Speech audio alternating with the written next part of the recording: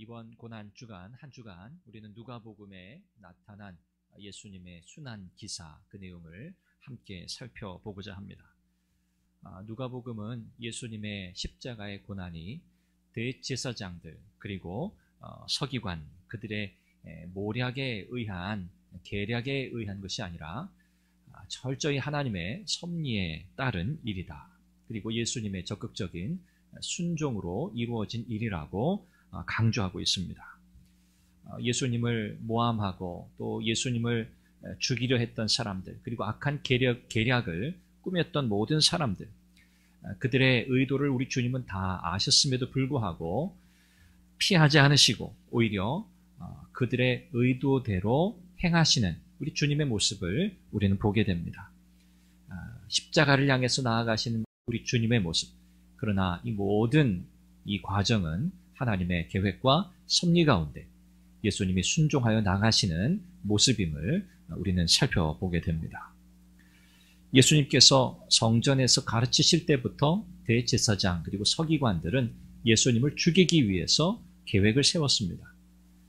오늘 본문에 나타난 지금 이 시점이 예수님을 죽일 계획을 세운 첫 번째 경우가 아니라는 거죠. 그 전에도 예수님을 죽이려는 모의가 있었습니다. 6월절이 다가오자 그들은 더 구체적으로 예수님을 죽일 방도를 궁리하기 시작합니다. 그런데 문제가 한 가지 있는데 그들이 전에 예수님을 죽일 계획을 세웠으나 실패했던 이유는 바로 수많은 백성들의 시선 때문이었습니다. 많은 사람들, 예수님을 따르는 많은 무리들의 시선 때문에 그들이 섣불리 움직일 수 없었던 거죠. 이번에도 사실은 마찬가지입니다. 또 많은 백성들의 시선이 예수님에게로 몰려 있을 때 사실 섣불리 또 움직여서 이를 그르칠 수도 있기 때문에 그들이 굉장히 어려웠던 그런 문제였습니다.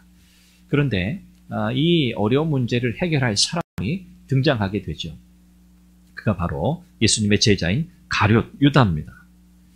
이 가룟 유다, 누가복음 그리고 마태복음에는 이 가룟 유다에 대한 소개 가운데 오늘 본문에 보면 사탄, 다른 복음서에 나와 있는 이 사탄이라고 하는 이 언급이 다른 복음서에는 없거든요. 오늘 이 누가복음에만 이 유다를 가리켜서 사탄과 관련해서 언급하고 있습니다. 사탄이 유대의 마음에 들어갔다는 그런 표현을 사용하고 있는 거죠.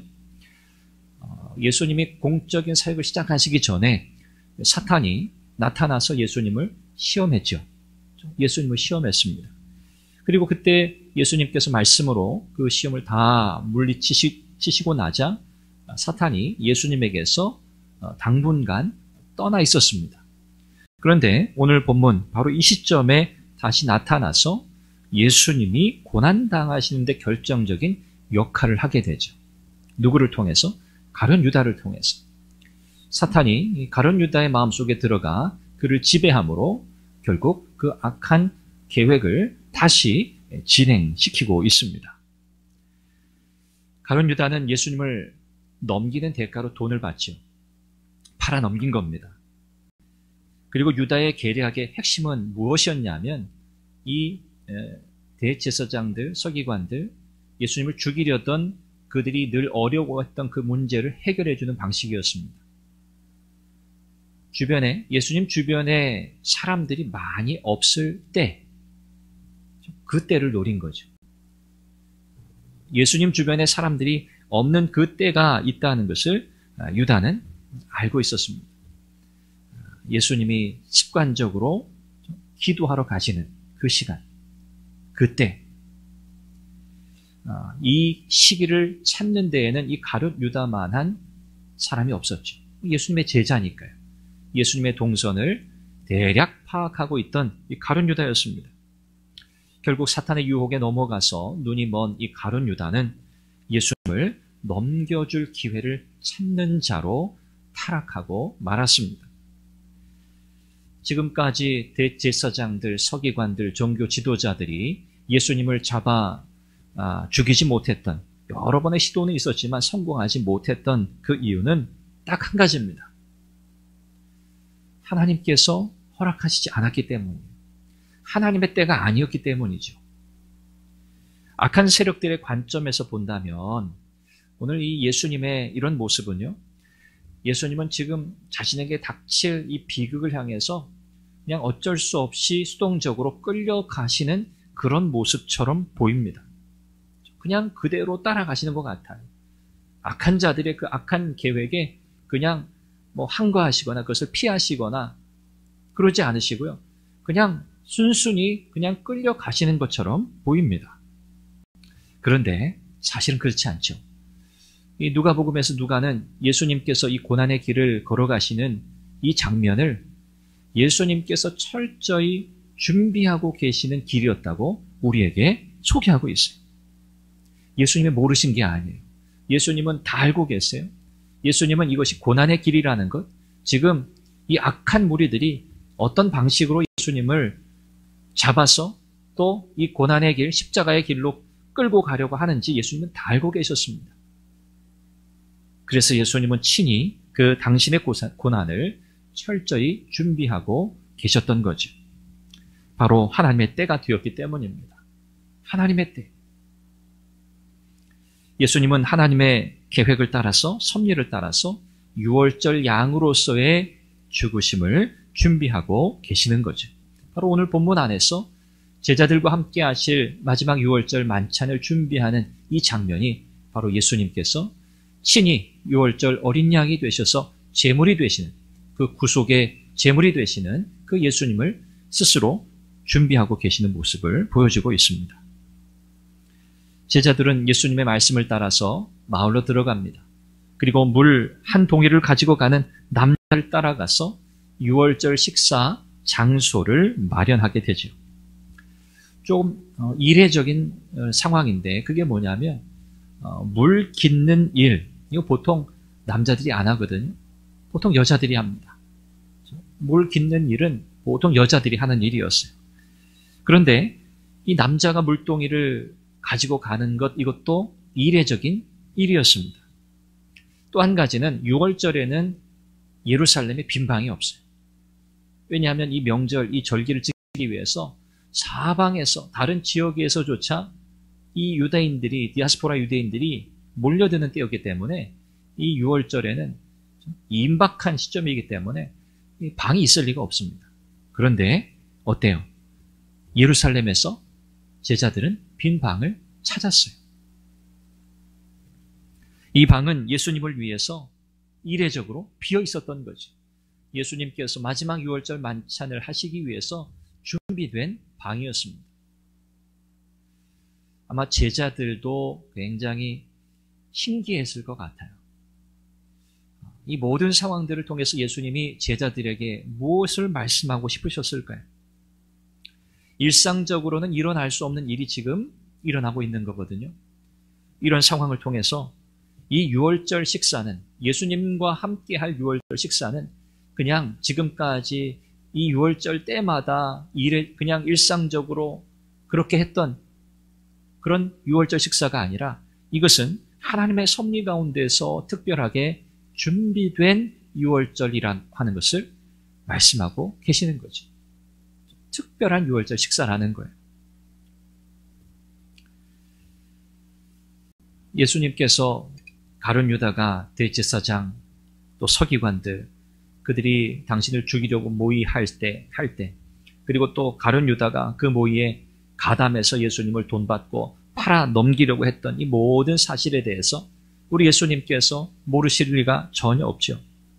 말씀드린 것처럼 우리 주님은 다 하셨지만 하나님의 섭리에 순종하시기 위해서 그 십자가라고 하는 그 주님의 사명을 감당하시기 위해서 끝까지 그 길을 가십니다. 그래서 이 마지막 6월절 식사를 준비하도록 하셨던 겁니다.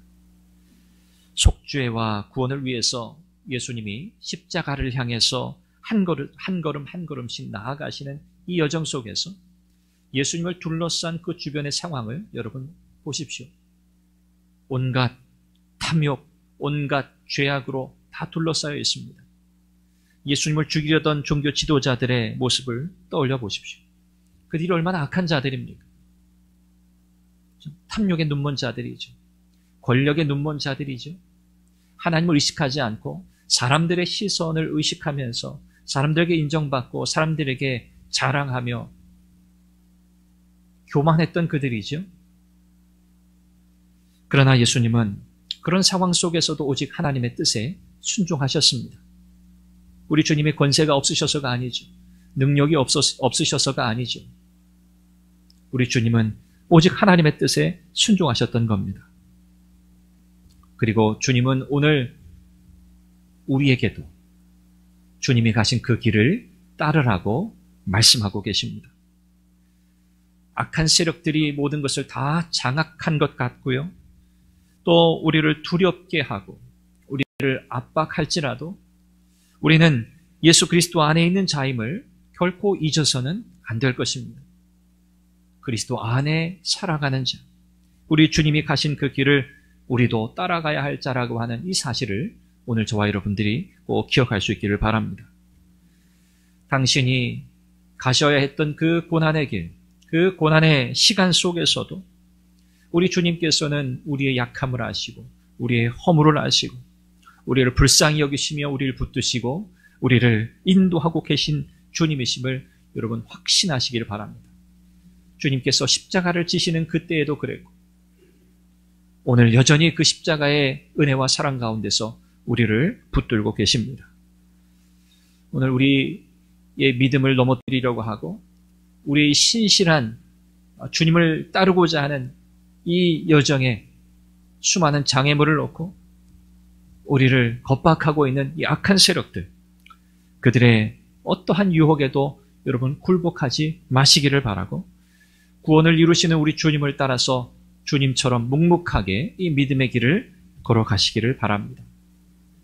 순종의 길을 간다는 게 뭔가? 우리는 우리 주님의 모습을 통해서 깨닫게 됩니다. 이번 한 주간 우리 주님의 순종의 의미를 더 깊이 묵상하시기를 바라고 또 나도 또한 주님이 가신 그 길을 따라가기를 원한다고 하는 그 간절한 바람과 결단과 또 주님의 은혜를 구하는 그런 시간이 되시기를 간절히 소망합니다. 함께 기도하겠습니다. 기도의 제목을 드립니다. 우리 주님께서 우리를 붙드시고 인도하심을 확신하게 하소서. 악한 영들과 세력들에게 유혹되지 말게 하시고 구원을 이루시는 주님을 따라서 묵묵하고 담대하게 순종의 길, 믿음의 길을 가는 그리스도의 제자가 되게 하옵소서. 이 제목으로 기도하시기를 바라고요. 교회를 위해서 또 나라와 민족을 위해서 여러분의 기도의 제목 가지고 간절히 기도하시다가 개인적으로 돌아가시길 바랍니다. 우리 같이 함께 기도하며 나아갑니다.